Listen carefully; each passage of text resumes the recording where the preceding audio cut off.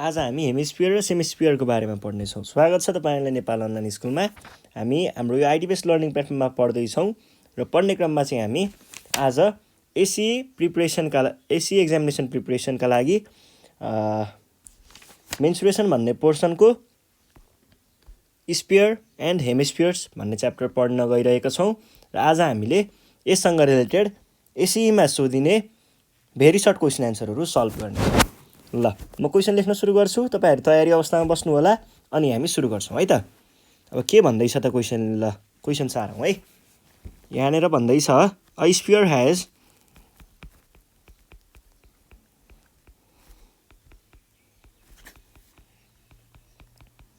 Radius r unit भनेर भन्छ। Find the following.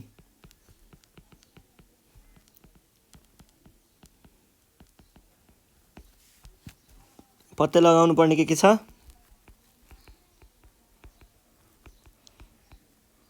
सर्कमफेरेन्स of great circle.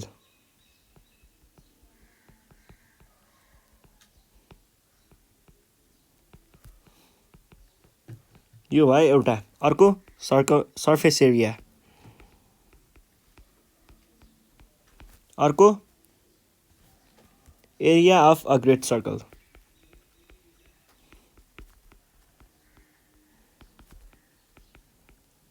र अर्को भोल्युम। यति कुरा पत्ता लगाउनु पर्नेछ। हेर्नुस् है। अब स्फियर भन्नुको अर्थ के हो? स्फियर भन्ने बित्तिकै दिमागमा के चाहिँ आउनु पर्यो त? एउटा बल जस्तो केही गोलो खालको चिज चाहिँ दिमागमा घुम्नु पर्यो है स्फियर भन्ने बित्तिकै। यति कुरा चाहिँ हुनै पर्यो अनि बल्ल स्फियरलाई बुझ्न सकिन्छ।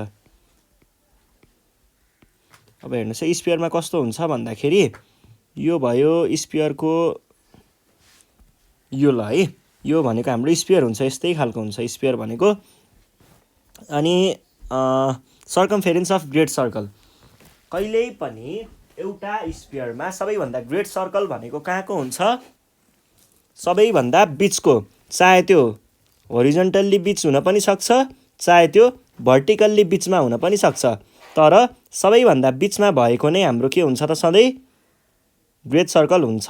र हामीलाई यहाँ ग्रेट सर्कलको जुन सर्कमफेरेन्स पत्ता लगाउन भनेको छ नि, त्यो भनेको चाहिँ के हो भन्दाखेरि यही हो। यसको यो पनि हुनसक्छ ग्रेट सर्कल भनेको, यसको र यो वाला भ्याल्यु र यो वाला भ्याल्यु एउटै हुन्छ है सधैँ। त्यही भएर तपाईँले जुनको पनि निकाल्न सक्नुहुन्छ र दुइटैको रेडियस आर नै हुने हो है। यसको पनि आर नै हुन्छ त यसको पनि आर नै हुन्छ। रेडियस एउटै हुन्छ दुइटैको। तपाईँले जुनको निकालेर देखाए पनि हुन्छ। अब आर थाहा भइसके पछाडि हामीलाई रेडियस आर दिएको छ भने पछाडि के निकाल्नु पर्ने? सर्कमफेरेन्स अफ ग्रेट सर्कल। दिमाग यताउता नघुमाइकन area सर्कमफेरेन्स of सर्कलको formula लेखिदिनुहोस्।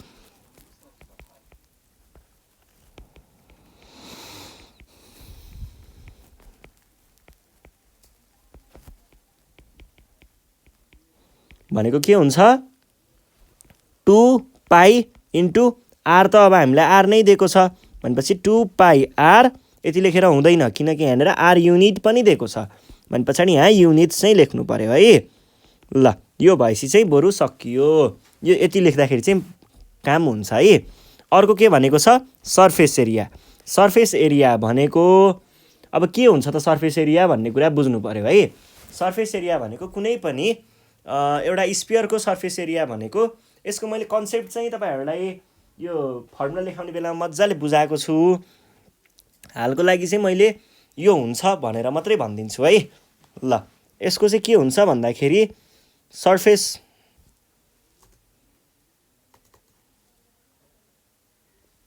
Area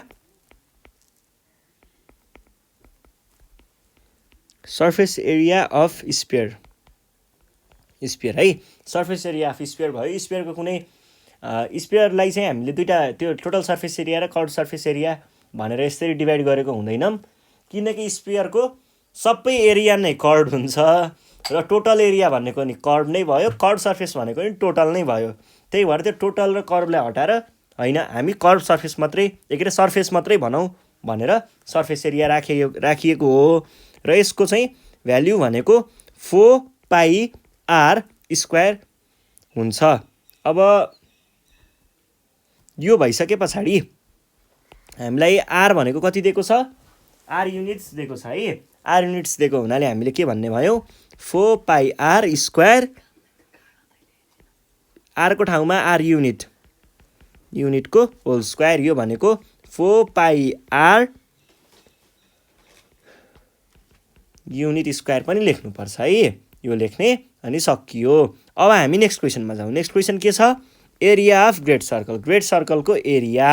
great सर्कलको बारेमा त मैले भने, यो ग्रेट सर्कल भनेको कि यो वाला हुन्छ कि त्यो माथिवाला हुन्छ भनेर भने पछाडि हाम्रो एरिया भनेको के हुने भयो, रेडियस त दिएकै छ, रेडियस दिए भयो, एरिया भनेको सर्कलको के हुन्छ, pi r square, pi r square. आरको भ्यालु कति दिएको छ, आर युनिट्स, यसको स्क्वायर, यो भनेको पाई आर युनिट्स स्क्वायर, यो भयो हाम्रो एन्सर। अर्को हामीलाई भोल्युम पत्ता लगाउनु पर्ने छ। भोल्युम पत्ता लगाउनको लागि चाहिँ हामीले के गर्छौँ, भोल्युम पत्ता लगाउनको लागि फर्मुला छ पाई आर क्युब। आरको भ्यालु कति दिएको छ, आरको भ्यालु आर युनिट्स दिएको छ को क्युब है, यो भनेको 4/3 पाई आर क्युब युनिट्स क्युब। यसलाई तपाईहरुले 4/3 पाई आर क्युब क्युबिक युनिट्स पनि लेख्न सक्नुहुन्छ है। त्यसैगरी यहाँ पनि स्क्वायर युनिट्स पनि लेख्न सक्नुहुन्छ है। यो त अब तपाईहरुको आफ्नो चोइस हो, जे गर्दा पनि पाइन्छ। अनि अर्को छ हाम्रो हेमिस्फियरको बारेमा। ल अब हेमिस्फियरको बारेमा पनि हेरौँ है त, के भनेर सोध्दैछ यहाँनिर,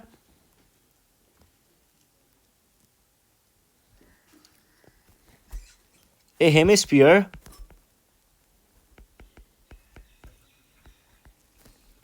has radius r unit भन्छ, find the following भनेर हामीले के पत्ता लगाऊ भन्छ भन्दाखेरि circumference of great circle अनि एरिया अफ ग्रेट सर्कल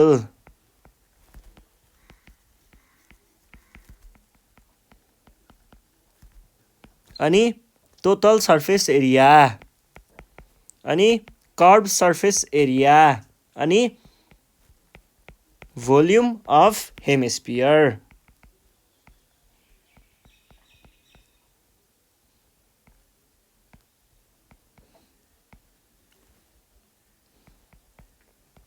ल हेर्नुस् है, पहिला सुरुमा हेमिस्फियर कस्तो हुन्छ भन्ने कुरा चाहिँ बुझौँ। हेमिस्फियर बुझ्नको लागि यो चित्र बुझ्न जरुरी छ।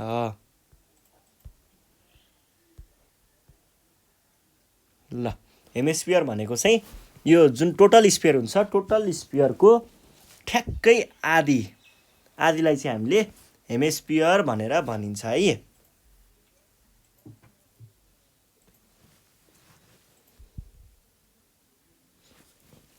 ल यसको आधी बनाऊ म पहिला।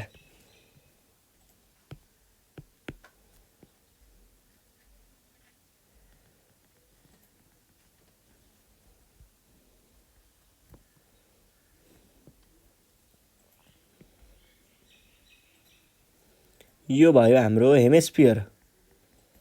अब यो हेमिस्फियरमा हामीलाई सोधेको कुरा के छ हेर्नुस् त, एकचोटि पढ्नुस् है।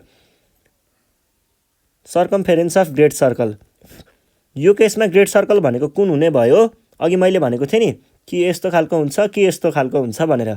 यो केसमा हेर्नु पर्दाखेरि त हाम्रो यो साइडवाला यस्तोवाला त छैन, यस्तोवाला त छैन, यस्तो मात्रै छ भने पछाडि हाम्रो यसको लागि सर्कमफेरेन्स अफ सुरुमा ग्रेट सर्कल भनेको कुन हुने भयो त, यो केसको लागि चाहिँ हाम्रो ग्रेट सर्कल भनेको यो वाला भाग चाहिँ हाम्रो यसको ग्रेट सर्कल हुने भयो। अब हामीलाई यो ग्रेट सर्कलको चाहिँ के पत्ता लगाउनु पर्ने छ, सर्कमफेरेन्स। जबकि हामीलाई क्वेसनले के भन्दैछ, रेडियस आर युनिट छ है भनेर भन्दैछ।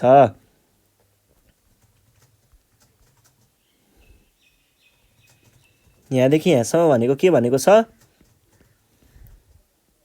Are units. ल अब circumference of a great circle, सर्कमफेरेन्सको त फर्मुला लगाइदियो त एन्सर आइहाल्यो नि, हामीलाई थाहा छ नि फर्मुला। सर्कमफेरेन्स अफ ग्रेट सर्कल भनेको के हुने भयो, सर्कमफेरेन्स भनेको 2πr हो, आर हामीलाई आर युनिट्स भनेर दिएको छ, यति लेखिदिनुस्, एन्सर सकियो है। अब area of great circle, area of great circle भनेको यही यो जुन मैले कलर लगाएको छु नि ग्रीन कलर, यही ग्रीन कलर भएको टोटल एरिया निकाल्नुहोस् भन्न खोजेको है। ग्रेट सर्कलको एरिया, यो ग्रीनवाला भागको एरिया कति आउँछ, area of great circle, area of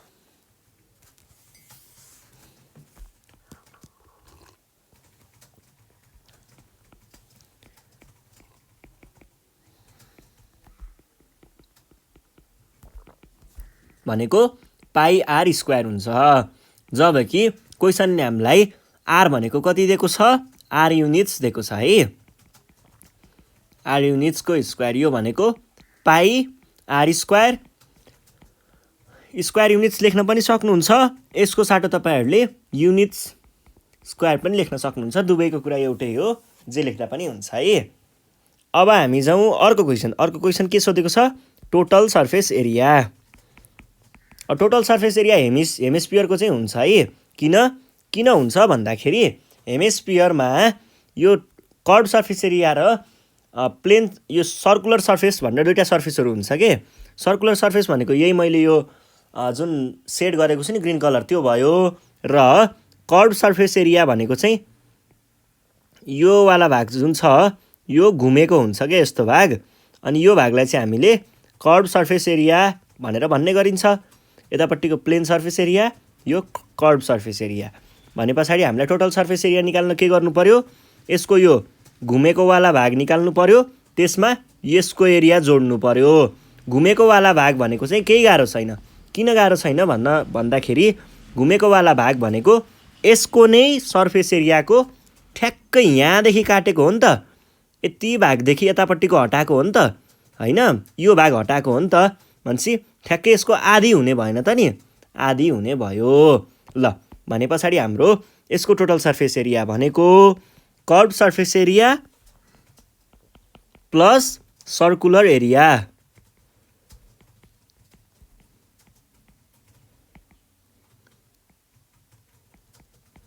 circular surface area भनेको चाहिँ सधैँ के हुन्छ, ग्रेट सर्कलको एरिया हुन्छ है। कर्भ सर्फेस एरिया भनेको टोटल, कर्भ सर्फेस एरिया भनेको surface area of sphere, given स्पियरको ठ्याक्कै बाई 2 हुन्छ। गिभन स्पियरको सर्फेस एरिया हामीले यति निकालेको होइन त, पहिला यसको ठ्याक्क डिभाइड बाई 2 गर्नुहोस् त कति आउँछ, कति भयो। यो कसरी आउँछ भन्ने कुरा नि मैले तपाईँहरूलाई उमा पढाएको छु है, थ्योरी पढाउने बेलामा, त्यो कुरा चाहिँ हेर्नु होला एकचोटि। यो भनेको आयो 4πr बाई 2 प्लस यसको त मैले भ्यालु माथि निकालेको छु, कति थियो यसको भ्यालु, पाई आर स्क्वायर, यो भयो। अब 4πr को भ्यालु आर युनिट्स, 4 नलेखौँ 2 लेखौँ, किनकि हाम्रो यो 2 ले यसलाई काट्छ, plus pi r square units, यो भयो हाम्रो के त total surface area r square है। अब हेर्नुहोस् है, यहाँनिर पाई आर स्क्वायर, यहाँ पनि पाई आर स्क्वायर भन्छ, टोटलमा 3πr स्क्वायर युनिट्स स्क्वायर चाहिँ हाम्रो एन्सर भयो है। यो भयो टोटल सर्फेस एरिया। अब कर्भ सर्फेस एरिया भनेको अघि भर्खर मैले कुरा गरेको थिएँ नि, कर्भ सर्फेस एरिया भनेको पुरैवाला जुन स्पियरको सर्फेस एरिया हुन्छ त्यसको आधी हुन्छ, आधी भाग मात्रै घुमेको हुन्छ नि त। हेर्नुहोस् त, यतापट्टिको भाग त लगिदियो नि त, हामीले काटेको हो, यतापट्टिको यो पिङ्कवाला पोर्सन मात्रै बाँकी छ हामीसँग, त्यो वाला भनेको आधी भएन, पहिलाको सर्फेस एरियाको ठ्याक्कै आधी भयो नि त, र त्यही आधी भाग मात्रै घुमेको छ भनेपछि 4πr स्क्वायर बाई 2, जबकि यो र यो गयो 2πr, आरको भ्याल्यु भनेको के छ आर युनिट्स, अनि पछाडि युनिट्स स्क्वायर है। यो युनिट्स भन्ने कुरा लेख्न एकदम जरुरी छ है, त्यो लेख्न बिर्सिनु भएन। ल अर्को कुरा हेरौँ। अर्को कुरा के भन्दैछ हामीलाई,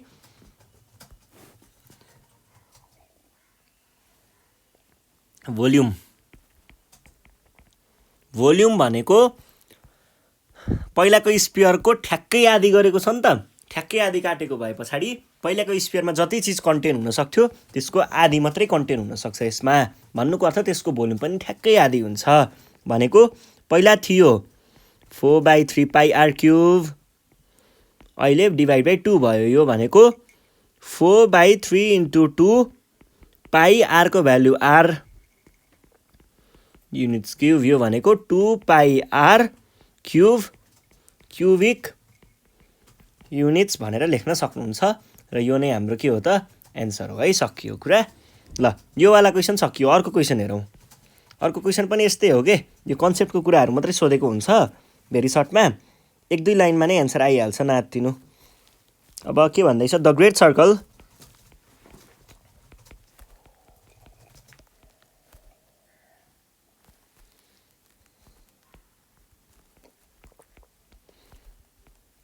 the area of great circle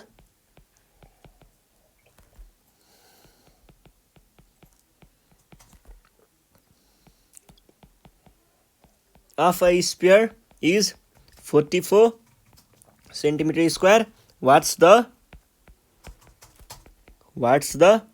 surface area of the sphere? कुनै एउटा स्पियर छ अरे,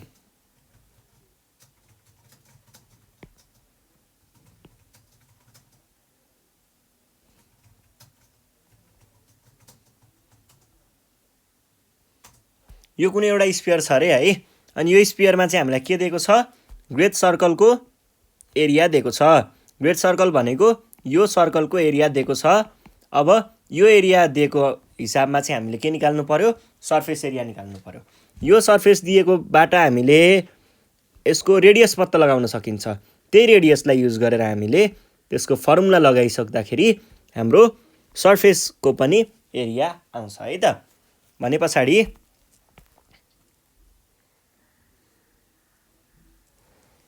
यसरी गर्नुभन्दा पनि यस्तो चाहिँ गरौँ होला।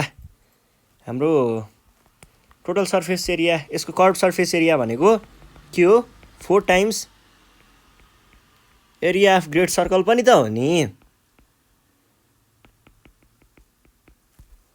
भनेपछि त डाइरेक्ट यही गरिदिउँ, 4 टाइम्स कति भयो, 44 सेन्टिमिटर स्क्वायर, 4×4 176 सेन्टिमिटर स्क्वायर। र यो नै हाम्रो एन्सर हो है। ल यति नै गर्छौँ आज हामीले भेरी सर्टमा। यति नै कुराहरू हो चाहिने, अरू त फर्मुलाहरू यताउता गर्दा गर्दै ठ्याक्कै मिल्छ सबै कुराहरू, अरू खासै हुँदैन पनि, यति नै हुन्छ।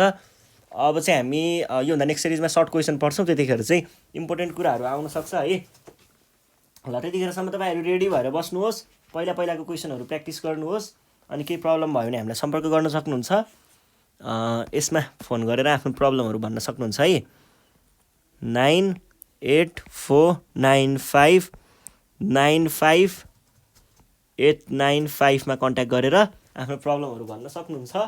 ल यति भन्दै आज नेपाल अनलाइन स्कुल बिदा माग्न चाहन्छु। तपाईँहरू भिडियोहरू साथीहरूलाई सेयर गर्दै गर्नुहोला र सब्सक्राइब गर्न नबिर्सिनु होला। धन्यवाद।